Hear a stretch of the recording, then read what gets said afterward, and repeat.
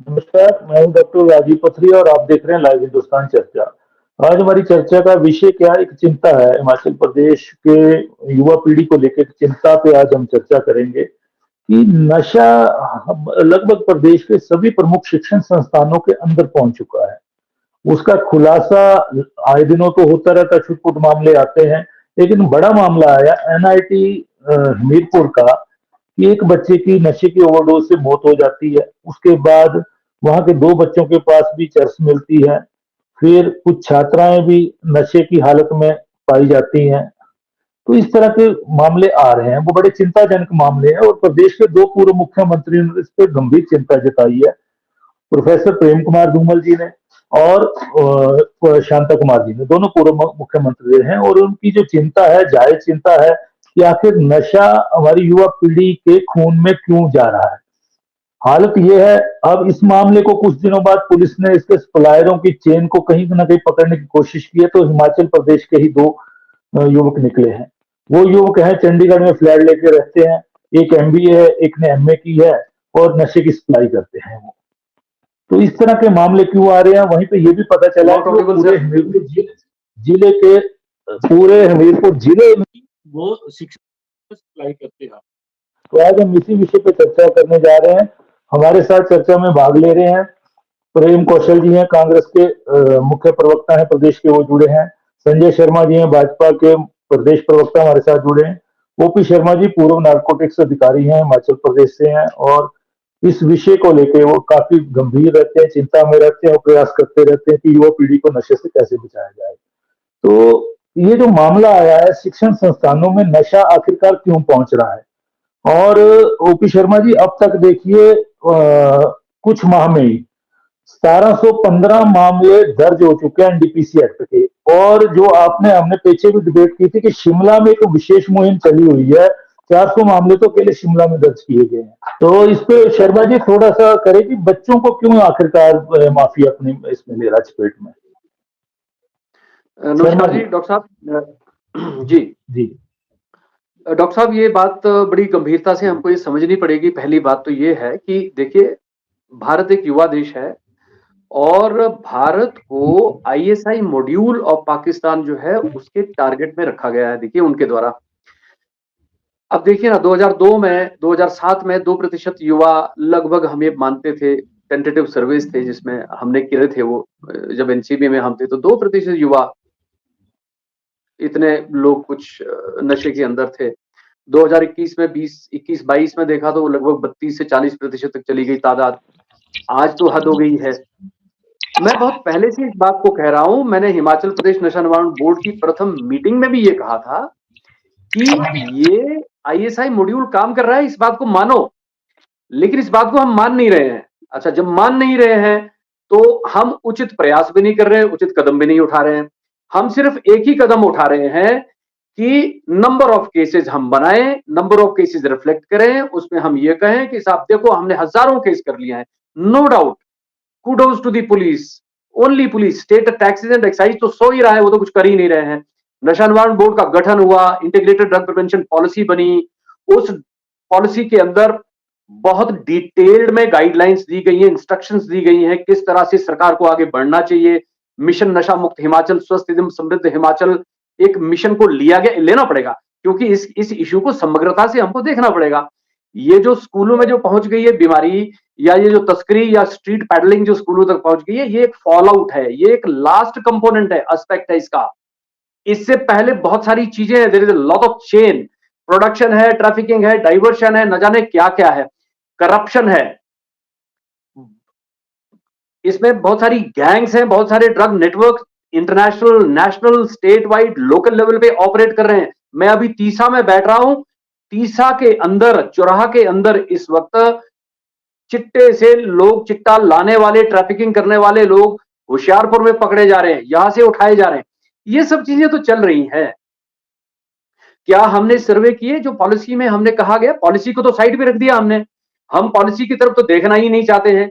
यदि पॉलिसी क्या है, पॉलिसी एनडीपीएस एक्ट के अनुरूप, या जो इंटरनेशनल कन्वेंशन हैं, या national policy on NDPS act है, उसके अनुरूप इस पॉलिसी को लिखा गया था हमारे द्वारा, और उसको फिर इंप्लीमेंट करने का समय था।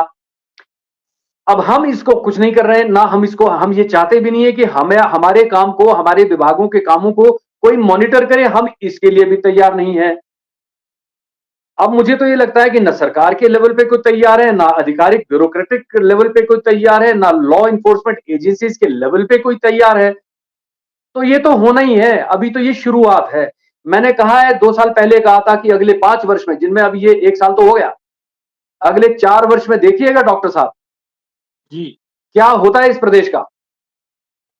कश्मीर को रौंद दिया है इन्होंने, आईएसआई पाकिस्तान ने, पंजाब को रौंद रखा है पहले, हरियाणा की बारी चल रही है, थोड़ा स्पोर्ट्स में वो चले गए, बच्चों को उन्होंने एंगेज कर दिया, स्पोर्ट्स को एक उन्होंने एक अपना मिशन और एक अपना कल्चर बना लिया, तो कुछ जिले वहां के 8-10 जिले बचे हुए हैं, अन्यथा वहां भी नहीं, हालात हमारे बड़े खराब बच्चों है, को ही राजस्थान की आखिरकार हालात टारगेट बड़ी क्यों खराब है। बना रहा है माफिया? और जी, हर हर जगह बच्चे स्कूलों तक आ गया है। सीनियर पाकिस्तान स्कूलों टारगेट जो है बनाएगा, वहां तक पहुंच पाकिस्तान गया आपसे युद्ध माफिया। करके तो लड़ नहीं सकता, जीत नहीं सकता है, तो वो आपके सोशल और आपके इकोनॉमिक फैब्रिक को बिगाड़ेगा, आपको बर्बाद करने की वही करेगा, क्या कर लेगा अदरवाइज, कुछ नहीं कर सकता। दुश्मन देश है और युवा जी। कंट्री है, सबसे बड़ी मार्केट हिंदुस्तान है। अब हमने अपने युवाओं के लिए उनको इंगेज करने के हमने क्या किया, एक छोटी सी 40 44 50 पेज की पॉलिसी लिखी थी, उसको भी हम इंप्लीमेंट नहीं करना चाहते हैं। हम करना क्या चाहते हैं, जी। एनआईटी जैसे संस्थान, आईआईटी जैसे संस्थान, मेडिकल कॉलेजेस के अंदर हमने डॉक्टर्स भी खोए हैं सर, अगर ऑफिशियली आधिकारिक तौर पे हम पुष्टि नहीं करना चाहते। हम ये जी। न जाने कितने सैकड़ों बच्चे युवा हमारे आईजीएमसी में आते हैं, विभिन्न अस्पतालों में आते हैं, लेकिन हम उनको रिपोर्ट नहीं करना चाहते। क्यों हेल्थ रिपोर्ट डिपार्टमेंट इसको होता ही रिपोर्ट नहीं नहीं है, करता है, बिल्कुल। क्यों नहीं रिपोर्ट करता, क्यों सोशल जस्टिस एम्पावरमेंट इसके सर्वे नहीं करता, क्यों स्टेट टैक्सेस एंड एक्साइज पिछले 1 वर्ष से मूक बना हुआ है, why don't they swing into action when they have a policy and the policy has been approved by the cabinet and the government of Himachal Pradesh और it is vetted by informally by very international level people, मैंने लिखी है। जी। चलिए। आज तो हम लोग इसको नियंत्रित कर सकते हैं, ये कोई बड़ा भारी काम नहीं है, it is not a Herculean task. बिल्कुल बिल्कुल। इसको मैं रोकना कुछ नहीं है, प्रोफाइलिंग करनी होती है, सभी लोगों को मॉनिटर जी करना जी जी। होता है, जितने भी ये तस्कर हैं, इनके नेटवर्क हैं, जांबाज ऑफिसर हमारे पास हैं, हमारे पास जो ग्राउंड लेवल पे बड़े अच्छे अफसर हैं पुलिस के अंदर, उनको एंगेज करना बिल्कुल। होगा हमें। और उसके बाद सीधा इस सप्लाई को रोको यार, सप्लाई रोकेंगे तो कंजप्शन आपकी खत्म हो जाएगी, बड़ी सिंपल सी बात है। So 50% of the problem lies with the supplies which we are not able to जी प्रिवेंट। हम यही कह रहे हैं कि हम तो केसेस कर रहे हैं, हम जी। मान लिया संजय केसेस जी। तो हम कर ही रहे हैं, न जाने कब से कर रहे हैं। जी, मैं संजय जी से सवाल ले लेता हूँ। संजय जी, तो इसके दोनों ऊपर पूर्व मेरी ये करबद्ध मुख्यमंत्रियों निवेदन ने है, बड़ी दोनों पार्टी चिंता के जाहिर की हमारे है और एक आर्टिकल प्रवक्ता आए हैं। आर्टिकल लिखा गया है इनकी तरफ से, प्रोफेसर प्रेम कुमार धूमल जी की तरफ से। दिक्कत जी, ये आ रही है कि पुलिस भी अपनी कार्रवाई नहीं कर रही है। वहीं पे शांता कुमार जी ने चिंता जताई कि कानून का सख्त होना भी ज़रूरी है, लेकिन संस्कार देने पड़ेंगे बच्चों को। बच्चे क्यों नाइट पार्टियाँ कर रहे हैं? हॉस्टलों में पार्टियाँ हो रही हैं। हॉस्टलों का भी अनुराग ठाकुर जी ने बोला कि हॉस्टल के वार्डन जो है अपने घरों में ना सोएँ, वो हॉस्टलों में रहेंगे, तभी वो देख पाएँगे कि वहाँ पे चल क्या रहा है। कहीं न कहीं सिस्टम को बाँधना होगा, क्योंकि बच्चों को माँ-बाप खो रहे हैं, समाज खो रहा है। कहीं न कहीं संजय जी। जी, संजय जी। निश्चित तौर पे डॉक्टर पथरिया, जो आपने विषय लिया है, और विषय के सबसे बड़ी बात ये है कि विषय के एक्सपर्ट आपने ओपी शर्मा जी को भी बीच में शामिल किया है, जिनका बहुत बड़ा संजय जी लंबा तो दिख नहीं रहे सर, अनुभव साहित्य के कुछ हो अंदर। गया क्या? देखिए, बहुत चिंता का विषय है कि हम अगर आंकड़ों के बीच में ना जाएं कि कहाँ क्या हो रहा है, तो ये एक सामाजिक चिंता का विषय है। ये एक कोई राजनीतिक या कोई सरकारी क्षेत्र में डिस्कस करने वाला, सरकार की तरफ से एजेंसी तो हो सकती है, लेकिन सरकारी क्षेत्र ही इसके लिए सारी जिम्मेदारी लेगा या सरकार ही इसके लिए जिम्मेदार रहेगी, ऐसा भी नहीं है। हम सबका सामाजिक दायित्व, क्योंकि ये समाज को बचाने की एक प्रक्रिया हमें चलानी पड़ेगी। क्योंकि आने वाला अगर यूथ जो है, हमारा नौजवान अगर ऐसी जकड़न में जकड़ा गया, तो देश किस तरफ जाएगा। आज हम चिंता कर रहे हैं केवल प्रदेश की, लेकिन कहाँ जाकर के जो है वो देश किस तरफ जा रहा है। और निश्चित तौर में मैं ओपी शर्मा जी की बात से सहमत हूँ पूरी तरह से कि ये केवल मात्र एक नशे का कारोबार या नशा कंज्यूम करने वाले या नशा बेचने वाले यहाँ तक सीमित नहीं है। ये एक अंतर्राष्ट्रीय साजिश के अंतर्गत हो रहा है और हमारी सरकारों को इसको गंभीरता से लेना चाहिए। ये बहुत चिंता का विषय है कि पंजाब जो है वो देश के अंदर अगर नंबर 1 है नशे के मामले में, तो उसके बाद दूसरा नंबर जो आता है एक छोटा सा प्रदेश हिमाचल प्रदेश, और वो देश के अंदर जो है वो नंबर 2 के ऊपर अगर स्टैंड कर रहा है, तो ये बहुत बड़ी चिंता का विषय है। और विशेष करके हिमाचल के लिए, हिमाचल का सामाजिक ताना-बाना जो है वो किस तरफ जा रहा है। हम अपनी सामूहिक जिम्मेदारियों से बच नहीं सकते हैं। चाहे प्रेम कुमार धूमल जी ने बात उठाई है, चाहे शांता कुमार जी ने उठाई है, निश्चित तौर पे जो है ये कोई राजनीतिक बयानबाजी नहीं है, ये एक सामाजिक सरोकार को लेकर के उनकी चिंता है और उस चिंता के अंदर जो है वो हमको शामिल होना पड़ेगा। केवल हम कंजम्पशन करने वालों के ऊपर केस बना दें या बेचने वालों के ऊपर केस बना दें, इससे जो है ये मामला नहीं रुकने वाला है। इसकी जड़ तक पहुंचना जो है वो बहुत जरूरी है और जड़ें इसकी कितनी गंभीर हो चुकी हैं कि आज जो है वो केवल इसको कंज्यूम करने में जो है केवल देश का नौजवान मेल नहीं, पुरुष ही नहीं कि महिलाएं जो है वो भी इसमें शामिल हो चुकी हैं और ये बहुत बड़ा चिंता का विषय है। इसको लेकर के जो है वो गंभीर चिंतन और किस तरफ हम जा रहे हैं। अब आप देखिए कि जब कोरोना महामारी का समय चल रहा था, तब भी प्रदेश के अंदर जो है वो इस कारोबार के ऊपर जो है वो कहीं भी कोई विराम नहीं लगा और आंकड़े बताते हैं कि 2021 के अंदर जब कोरोना का पीक चल रहा था, तब भी प्रदेश के अंदर 2223 केस जो है वो नशे को लेकर के रजिस्टर्ड होते हैं। तो इसी से इसकी गंभीरता का पता लगाया जा सकता है कि जहां हम मूव नहीं कर सकते थे, घूम नहीं सकते थे, हमारा घरों से निकलना जो है वो प्रतिबंधित था, लेकिन उस समय भी जो है अगर 2223 केस जो है रिपोर्टेड केस है, पुलिस ने रजिस्टर्ड किए हैं, अगर ऐसा हुआ है तो ये बहुत गंभीरता का विषय है। 2017 से लेकर के 2022 तक जो है वो 10,848 केस जो है वो रजिस्टर्ड होते हैं, जिसमें पुरुष शामिल होते हैं। नशे के ये केसेस हैं, ड्रग्स को लेकर के ये केसेस हैं, उसके अंदर 10,848 जो है वो मेल, चाहे वो बेचने वाले हैं या कंज्यूम करने वाले वो हैं, और इसमें महिलाएं जो है उसमें 450 केस जो है वो महिलाओं के ऊपर हुए हैं। 87 केस जो है केसेस वो विदेशी नागरिकों के ऊपर जो है वो रजिस्टर्ड किए गए हैं। तो ये सारे जो है इनकी अगर रफ्तार देख करके कि हम समाज जो है वो किस तरफ जा रहा है, अगर हम कोरोना महामारी के बीच में भी अगर इसकी रफ्तार ये रहती है, तो आखिर आने वाला अगले समय जो है वो 2029 तक 30 तक जो है वो प्रदेश जो है वो किस दिशा में पहुंच चुका होगा। और केवल हम कहें कि ये हिमाचल की सीमाओं के ऊपर पहरा बढ़ा करके, हिमाचल की सीमाओं को सील करके या प्रदेश, ये एक राष्ट्रीय व्यापी अभियान होना चाहिए और हिमाचल को जो है वो इसके अंदर लीड लेनी चाहिए। इसमें जिम्मेदार बनाया जाना चाहिए उन एनजीओज को भी, जिन एनजीओज को जो है वो नशा निवारण के नाम के ऊपर जो है वो सरकारों से सहायता मिलती है, उनके परिणाम क्या रहते हैं। इसलिए इसको पंचायती राज संस्थाओं को शामिल करना चाहिए, सामाजिक संस्थाओं को, शहरी निकायों को, पुलिस को, अन्य विभाग जो है youth services and sports department जो है वो इसको भी इसका पार्ट बनाना चाहिए। इसलिए एक जो है वो ज्वाइंट टास्क फोर्स जो है वो उसका गठन होना चाहिए और उसके ऊपर गंभीरता से आगे बढ़ने का काम होना चाहिए। और इसके अंदर पुलिस की सबसे बड़ी जो जिम्मेदारी बनती है वो पुलिस की बनती है। पुलिस कितनी गंभीरता से लेती है, केवल केसेस रजिस्टर्ड करना या उसकी क्वांटम या क्वांटिटी के ऊपर जो है वो हम बहस ना करके इसका इम्पैक्ट जो है वो सोशल इम्पैक्ट क्या है उसके ऊपर जो है वो हमारी नजर रहनी चाहिए। जी जी प्रेम जी, सवाल ये है कि हमें कहीं ना कहीं बच्चों में संस्कारों की कमी भी आ रही है, वहीं पे एक इजी इनकम के लिए और एक बेरोजगारी समस्या के लिए जो पकड़े गए हैं, जो एनआईटी हमीरपुर के जो सप्लायर थे, दोनों अच्छे पढ़े लिखे थे, फ्लैट लेके चंडीगढ़ में रह रहे हैं, लेकिन सप्लाई कर रहे हैं शिक्षण संस्थानों को। आगे भी परतें खुलेंगी कई चीजों की, माँ बाप का भी फर्ज है, लेकिन वहीं पे सोशल जस्टिस डिपार्टमेंट का, जैसा कि ओपी शर्मा जी ने कहा, एक बहुत बड़ा रोल है। लेकिन कहीं भी हिमाचल प्रदेश में नशा विरोधी अभियानों में या नशे के प्रति जागरूक करने में सोशल जस्टिस डिपार्टमेंट का रोल आज तक हमें नहीं दिखा है, कभी भी। बरसों से कई सरकारें आई, आज तक नहीं दिखा, वो अपनी भूमिका नहीं निभाता। एजुकेशन संस्थान है, नशा विरोधी कमेटियां भी बनी हैं, समितियां बनी हैं, लेकिन वो कितना जागरूक करते हैं नहीं, बच्चों को? वहीं पे नहीं, नहीं, नहीं। कौन बेच रहा है, क्या बेच रहा है, ये पता नहीं लगता।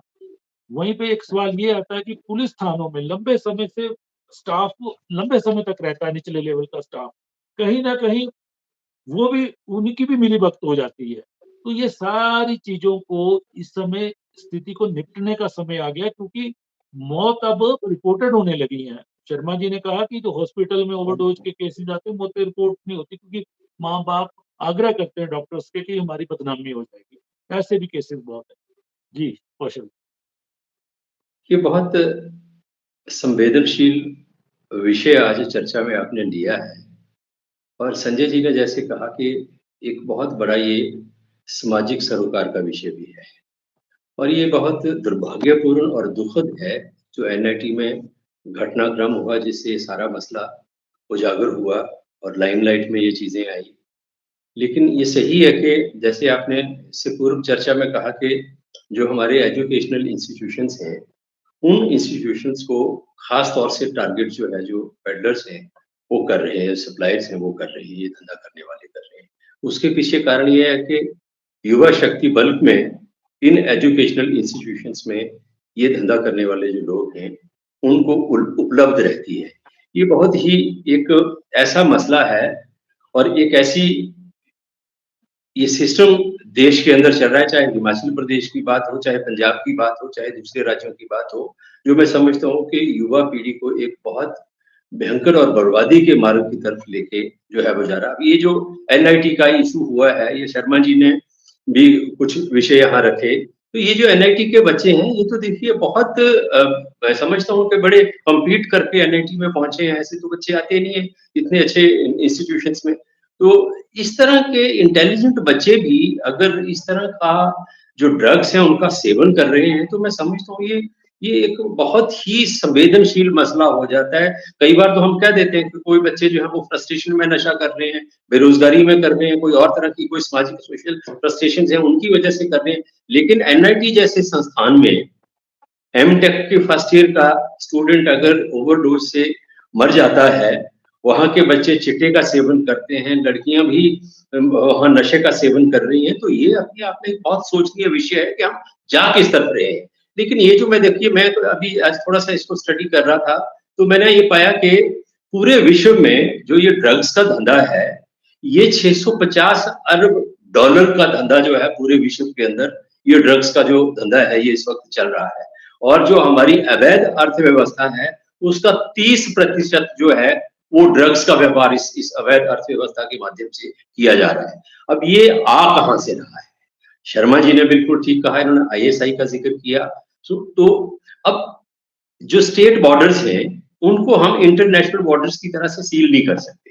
उनमें इतना फुल प्रूफ सिस्टम जो है वो व्यवस्था करना किसी भी राज्य के लिए मैं समझता हूँ कि संभव नहीं है। जैसे अगर मानिए पंजाब से हिमाचल में आ रहा है, तो हिमाचल को पूरी तरह से फुल प्रूफ सिस्टम करके सील करना किसी भी तरह से मैं समझता हूँ पॉसिबल नहीं होगा। जिस तरीके से आप इंटरनेशनल बॉर्डर जो है उनको सील कर सकते हैं, तो ये जहां से आ रहा है वहां मैं समझता हूँ कि ज्यादा सावधानी बरतने की जरूरत है, वहां ज्यादा इसको सील करने की जरूरत है। और इसमें जो किंग पिन्स है, बिल्कुल सही कहा शर्मा जी ने भी और संजय जी ने भी, मैं दोनों की बात से सहमत हूं कि ये जो कंज्यूम करने वाले लोग हैं, चिट्टे का सेवन करने वाले लोग हैं, इनको पकड़ के इनके ऊपर केसेस बना के ये समस्या खत्म होने वाली नहीं है।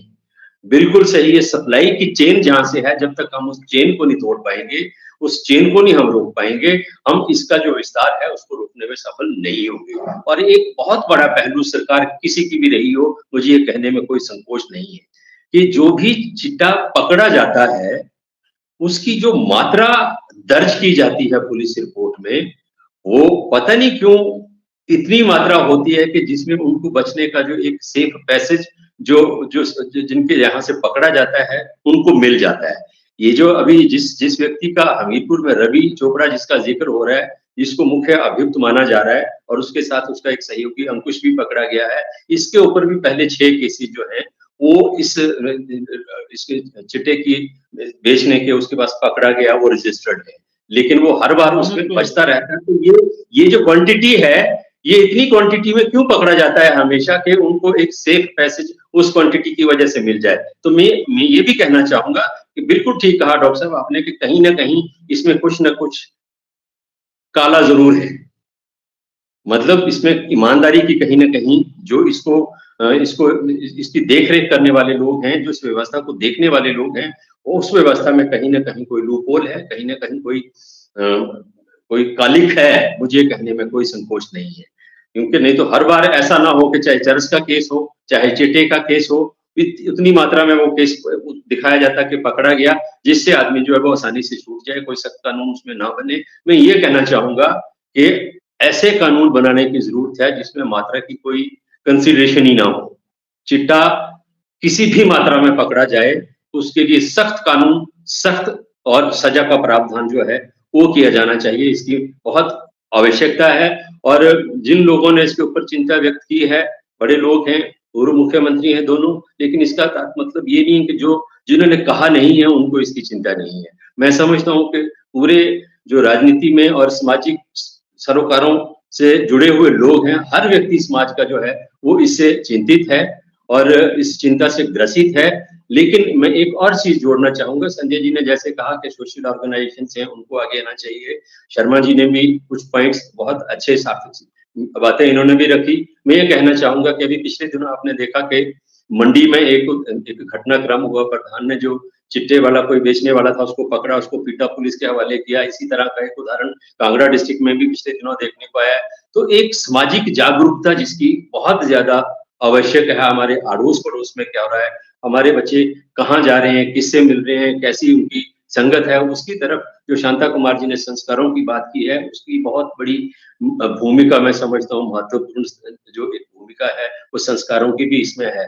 जैसे कि मैंने कहा कि NIT और MBBS जो की शिक्षा लेने वाले जो बच्चे हैं, अगर वो भी ड्रग्स ले रहे हैं तो ये बहुत ज्यादा सोचनीय विषय हो जाता है, क्योंकि वहाँ कोई फ्रस्ट्रेशन का इशू नहीं है, बहुत अच्छी फैमिली से होंगे, बहुत इंटेलिजेंट बच्चे होंगे। तो अगर इस कैटेगरी के बच्चे भी इस तरफ जा रहे हैं तो बहुत दुर्भाग्यपूर्ण है। और इसको रोकने के लिए, इस व्यवस्था को सील करने के लिए और जो सप्लाई चेन है उसको किस तरीके से तोड़ा जा सकता है, उसको करने के लिए सबसे बड़ी जिम्मेदारी मैं समझता हूँ कि केंद्र सरकार की है, क्योंकि ये बाहर से आ रहा है और जो इंटरनेशनल बॉर्डर्स हैं, बाउंड्रीज हैं, उनकी देखरेख, उनको सील करने का जो काम है वो सेंट्रल गवर्नमेंट के हाथ है। तो इसको एक मैं समझता हूँ कि वहां से अगर इसको हम रोकने में कामयाब होंगे तो निश्चित तौर पर जो आगे की व्यवस्था है उसमें स्वतः जो है वो सुधार आपको देखने को मिलेगा। जी, शर्मा जी, अभी जैसा कि ज़िक्र किया प्रेम जी ने, कि ये जो 2 लोग पकड़े गए हैं और लगभग हमीरपुर के हर एक शिक्षण संस्थान में इनका नेटवर्क है, नशे की सप्लाई का। और इनके ऊपर पहले मामले दर्ज हैं और क्वांटिटी कम के चक्कर में ये बाहर घूम रहे हैं और नशे का व्यापार कर रहे हैं। इस तरह के और भी लोग हो सकते हैं। नारकोटिक्स विंग भी बने हैं पुलिस में, लेकिन क्या हो रहा है? नशा तो बढ़ता जा रहा है कहीं न कहीं।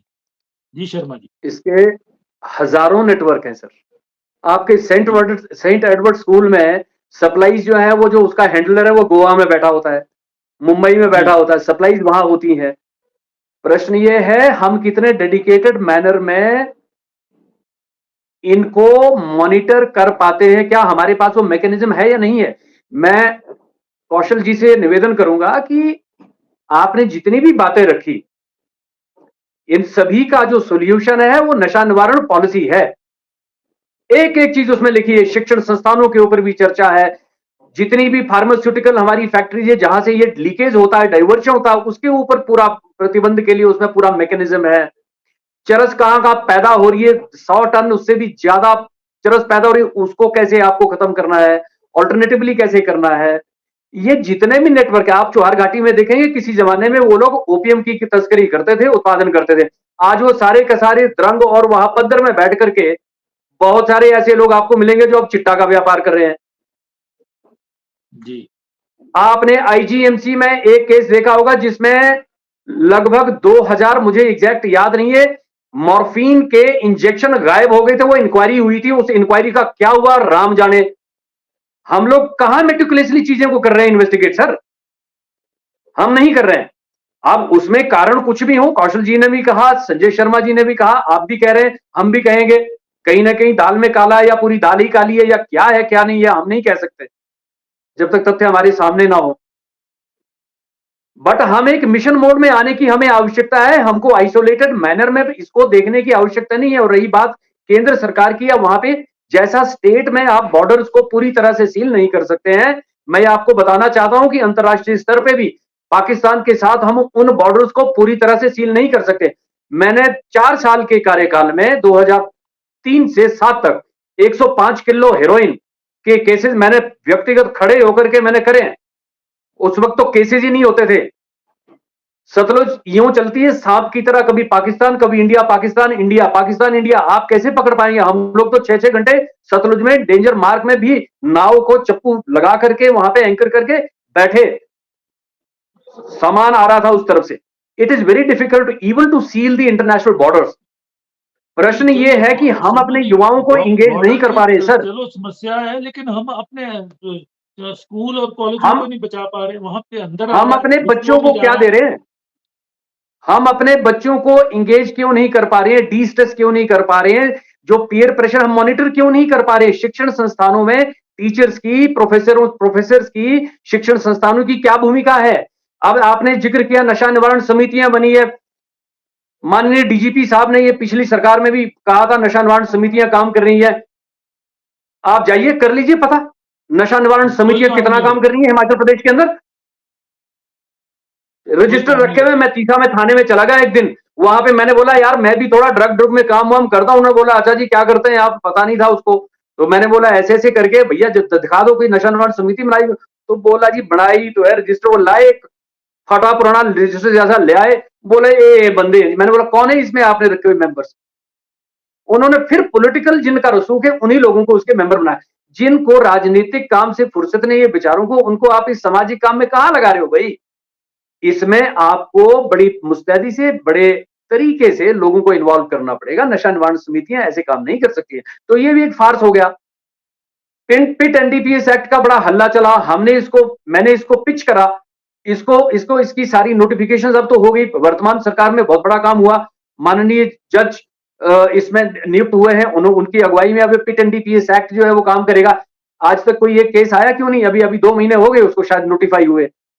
जो हमने एक एडवाइजरी बोर्ड पिट एनडीपीएस एक्ट में हमने जो नोटिफाई किया है, जिसमें हमने डिटेंशन अथॉरिटी होम सेक्रेटरी को हमने करवाया था, पिछली सरकार के दौरान करवाया था हमने, मतलब मैंने जब मैं कन्वीनर था सर। उसमें कोई किसी को डिटेन करने की कोई रिपोर्ट आई है या नहीं आई है? उसमें तो आपको अभियोग की भी आवश्यकता नहीं है।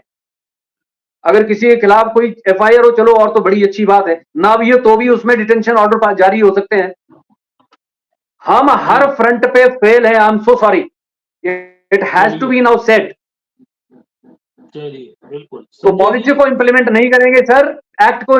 अच्छा, कौशल साहब ने कहा कि स्ट्रिंजेंट कानून होना चाहिए। संजय सर कानून जो है एनडीपीएस एक्ट जो है अपने आप में बहुत ही स्ट्रिंजेंट कानून है सर।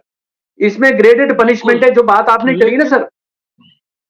संजय जी सवाल ये है कि जो पुलिस का महकमा है, सबसे बड़ी जवाबदेही पुलिस की है, उसके बाद समाज की है, शिक्षण संस्थानों में प्रधानाचार्य की है, अध्यापकों की है, माँ बाप की भी है। कहीं ना कहीं समाज में चेतना तब आएगी, लेकिन सबसे पहले लंबे समय से हमें एक बार पुलिस की ओवरहालिंग करनी पड़ेगी। इधर उधर भेजने पड़ेंगे, दूर दराज के जिलों में भेजने पड़ेंगे, अलग चौकियों पर भेजने पड़ेंगे। एक ही जिले में 20-20 साल से नौकरी कर रहे हैं, कभी एक थाने में 5 साल लगा रहे हैं, कभी दूसरे में लगा रहे हैं। प्रेम जी ने ठीक चिंता जताई, क्वांटिटी क्यों कम होती है? ये जो लोग पकड़े गए हैं, ये पहले 3-4 मामलों में छूट चुके हैं, लगातार ये इसको कर रहे हैं। सवाल तो ये है, इन्हीं लोगों ने टारगेट पे लिया हुआ है। हमीरपुर जिले की सप्लाई ये 2 लोग कर रहे हैं अपने और लोगों के साथ मिलके। जी संजय जी। जी देखिए डॉक्टर पथरिया, निश्चित तौर पे सबसे बड़ी जिम्मेदारी जो बनती है वो पुलिस की बनती है। कानून और व्यवस्था जो है वो उसको संभालना, हर तरह से संभालना। उसमें नशा भी आता है, उसमें जनरल कानून और ऑर्डर जो है वो भी आता है। आपने देखा होगा पिछले दिनों जो है वो रेप के केसेस जो हैं वो बढ़ रहे हैं, सामूहिक दुष्कर्म के केसेस बढ़ रहे हैं, रैगिंग के केसेस बढ़ रहे हैं। रैगिंग के केसेस का जब तक समाचार पत्रों में वो आ रहे हैं तब तक वो रिपोर्ट हो रहे हैं, उसके बाद उनका क्या हुआ किसी को कोई पता नहीं लगता है। हैबिचुअल ऑफेंडर जो हैं, ये ड्रग्स के मामले में ज्यादातर लोग कौन पकड़े जाते हैं? हैबिचुअल ऑफेंडर हैं। कोई जो है वो क्वांटिटी कम होने की वजह से छूट जाता है, कोई किसी तरह से छूट जाता है। और मुझे बोलते हुए, चाहे वो पिछली सरकार हो, ये सरकार हो या आगामी सरकार हो, जब तक हमारा पुलिस तंत्र मजबूत नहीं होगा, पुलिस के अंदर गंभीरता नहीं होगी, क्योंकि आपने सुना होगा 1 साल 2 साल पहले जो है वो बिलासपुर के अंदर जो है वो चिट्टा के साथ जो है वो पुलिस के कर्मचारी भी पकड़े गए थे। तो ये ऐसी बातों के ऊपर और इनके ऊपर नजर रखना जो है वो पुलिस के प्रमुख जो है वो उनका जिम्मेदारी बनती है। वो राजनीतिक दबाव के अंदर काम ना करके वो कहां पे किस अधिकारी की क्षमता है और किस अधिकारी की आवश्यकता है, इसको जो है गुण दोष के आधार के ऊपर जो है इस सारी चयन प्रक्रिया जो है वो अधिकारियों को नियुक्त करते वक्त जो है वो होनी चाहिए, ताकि इन चीजों के ऊपर अंकुश लगाने के लिए वही अधिकारी जो है वो जिला के अंदर या सब डिवीजन के अंदर या थानों के अंदर तैनात हों, जिनको इन विषय की गंभीरता को जो समझते हैं और जो उसके ऊपर एक्ट और कंडक्ट, सबसे बड़ी चीज यह है कि व्यक्ति का एक्ट क्या है और उसका पुराना कंडक्ट क्या रहा है, क्या वो उसके अनुसार काम कर पाएगा या नहीं कर पाएगा। इसके लिए जो, और विशेष करके क्योंकि हमारे जितने भी बॉर्डर डिस्ट्रिक्ट्स हैं, सबसे बड़ी जो जड़ है नशे की वो बॉर्डर डिस्ट्रिक्ट है, बॉर्डर डिस्ट्रिक्ट से एंट्री होती है, उनके ऊपर जो है वो बहुत संवेदनशील अधिकारी होने चाहिए। और उसके अलावा क्योंकि हिमाचल प्रदेश जो है वो एशिया का सबसे बड़ा फार्मा हब है और यहीं से ही केसेस जो है वो ड्रग्स के केसेस भी यहां से निकल करके आते हैं। उन अधिकारियों की जिम्मेदारी सुनिश्चित नहीं की जाती है, उन्होंने क्या किया, किस तरह के एक्शन लिए, और यहां तक कि कुछ केसेस जो रिपोर्ट होते हैं उनका एंड क्या हुआ, वो कैसे कोर्ट से जो है जब आपने फुल प्रूफ केस बनाया था तो वो अदालतों से बरी कैसे हो जाते हैं। ऐसे जो फार्मास्यूटिकल मैन्युफैक्चरर हैं, जो ड्रग्स के अंदर जो है वो जिनकी संलिप्तता पाई जाती है या जो ऐसे ड्रग्स को मैन्युफैक्चर करके युवाओं तक भेज रहे हैं, उनके अपने किंगपिन हैं, उनके अपने सेल प्रदेश के अंदर है और उन्हीं के द्वारा जो है वो सारे डिस्ट्रीब्यूशन सिस्टम जो है वो चेन सिस्टम सारा चलता है। उसको तोड़ने की आवश्यकता है, उसके लिए सरकार की गंभीरता, पुलिस विभाग की गंभीरता और सामाजिक संगठन जो है, जो सरकार से जो है वो सहायता प्राप्त संगठन है लेकिन काम कुछ नहीं करते हैं। मुझे बोलने में कहीं कोई गुरेज नहीं है कि बहुत सी संस्थाएं ऐसी हैं जो लाखों करोड़ों रुपया जो है वो चंदा सरकारों से और सरकारों के माध्यम से लेते हैं और जागरूकता के अभियान के ऊपर केवल पोस्टर, स्लोगन या कोई साल की एक रैली निकालना यहां तक जो है वो सीमित है और उसके अलावा जो है वो उनकी कोई भूमिका जो है वो समाज के अंदर नहीं है। जब तक हम उनकी भागीदारी और उनकी पूरे डे टू डे उसके अंदर वो क्या करते हैं, किस तरह की उनकी गतिविधियां, इनका आकलन नहीं करते हैं, तब तक अंकुश लगाना जो है वो बहुत मुश्किल है। बिल्कुल, बिल्कुल, बिल्कुल। जी शर्मा जी। डॉक्टर साहब, मैं आपका सबका ध्यान ना एक section 31A of NDPS act की तरफ ले जाना चाहूंगा।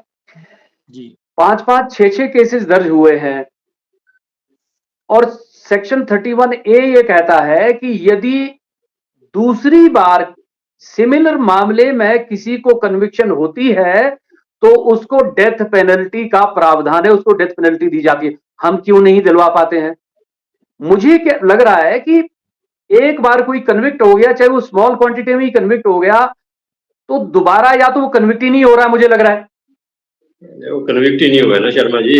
हाँ, वो कन्विक्ट ही नहीं हो पा रहे, वरना सेक्शन 31A बिल्कुल क्लियर स्ट्रिंजेंट लॉ है। एक बात मैंने ये कही कि ये बिल्कुल संभव है। एक आध को जब हम टांगेंगे ना सर, एक आध को टांगेंगे तो सबकी ठिकाने आ जाएगी अकल, नंबर 1। दूसरी बात, हम जितनी भी बातें कर रहे हैं, चाहे शिक्षण संस्थानों के रोल की, एनजीओज के रोल की, चाहे विभिन्न जितने भी लॉ इन्फोर्समेंट एजेंसीज है या डेवलपमेंटल एजेंसीज है, सभी चीजें सर, मेरा निवेदन है कि एक बार आप integrated drug prevention policy of Himachal Pradesh को कृपया पढ़ लीजिए। उसमें एक विभाग का रोल है, बस उसको इम्प्लीमेंट नहीं कर पा रहे। मेरा सरकार से कौशल जी मेरा निवेदन है, आप इस पॉलिसी को इम्प्लीमेंट करवा दीजिए, ये प्रदेश बच जाएगा। अब मतलब मैं कितना बोल सकते हैं सर, हम लोग क्या कर सकते हैं? हमें तो सिक्योरिटी भी नहीं देते, वरना तो हम पता नहीं क्या कर दें। जी प्रेम जी। यहाँ तो बात तो सर अपने जीवन की भी है ना, आप कितना बोलेंगे? आईएसआई ये शर्मा जी साथ का में जो बगल में है जहाँ मैं बैठा हूँ, जी शर्मा ये जी, बगल प्रेम में जी है से मैं पाकिस्तानी। प्रेम जी से सवाल ले रहा हूँ। प्रेम जी, जिस पॉलिसी जी, की ये बात कर रहे हैं, उस पे सरकार एक बार चर्चा करे और जो भी संबंधित महकमे हैं, वहीं पे पुलिस की जो जवाबदेही है, कहीं न कहीं पुलिस की जो इसमें संलिप्तता हो जाती है, उसके कारण कहीं न कहीं ये दिक्कतें आती हैं। देखिए, शिमला में बड़ा अच्छा अभियान चला हुआ है लगातार, और इतने मामले दर्ज हो गए हैं, 633 गिरफ्तारियाँ हो चुकी हैं अब तक।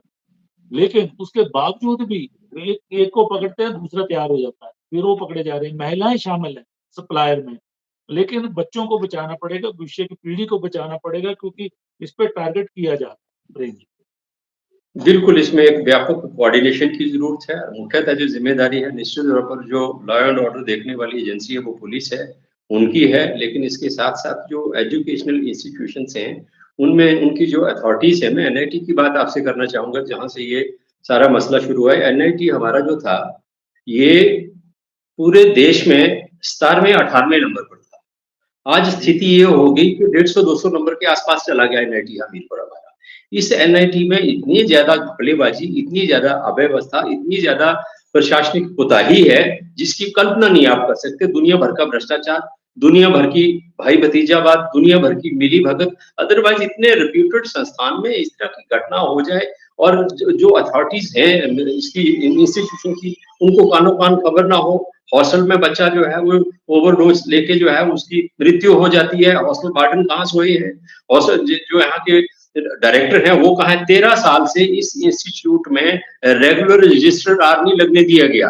तो ये सारी बहुत सारी ऐसी इंस्टीट्यूशंस में जब अव्यवस्थाएँ होती हैं, तो उनका नतीजा जो है, खमियाजा जो है वो निश्चित तौर पर भुगतना पड़ता है। एक इंस्टीट्यूशंस में भी जो है जो चलिए, अथॉरिटीज़ हैं उनकी ज़िम्मेदारी जो है वो सुनिश्चित होनी चाहिए और अगर ज़िम्मेदारी निभाने में कोई कोताही है, तो उनकी ज़िम्मेदारी सुनिश्चित करके उनके खिलाफ भी एक्शन जो है वो होना चाहिए। और मैं फिर दोहराऊँगा शर्मा जी, आपने कहा कि स्टेट जो इंटर स्टेट बॉर्डर्स हैं, उनको सील करने की तरह ही इंटरनेशनल बॉर्डर को सील करना संभव नहीं है, मैं आपसे सहमत नहीं हूँ।